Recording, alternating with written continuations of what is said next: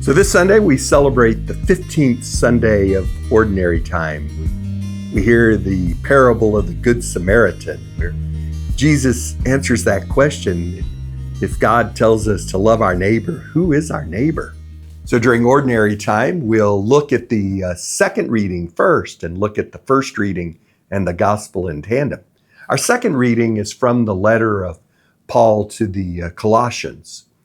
Colossae was a small town not far from Ephesus in modern-day Turkey that sat at the edge of a valley. And so from it, you could see a number of other small communities around. And when Paul wrote the letter to the Colossians, he intended it to be circulated through all of those areas. And in the letter to the Colossians, he tells us that we should recognize that we are unified in Christ, and therefore we should live a life based on Christ's word. Our reading today is a beautiful hymn of Christ as the head of his body. We share in the divine life of Christ. Through Christ, we are reconciled with God from our alienation of our sins. He tells us we must live by Christ's word. Our first reading comes from the book of Deuteronomy, and this book sets out a simple thesis. Obey God's laws, and you'll be blessed. Disobey God's laws, and God will punish you by throwing the Israelites out of the land that God had promised them.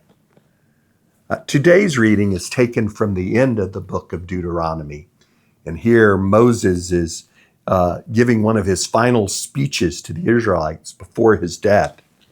He emphasizes that obedience to God is within reach for everyone, requiring a sincere turning of the heart and souls towards God.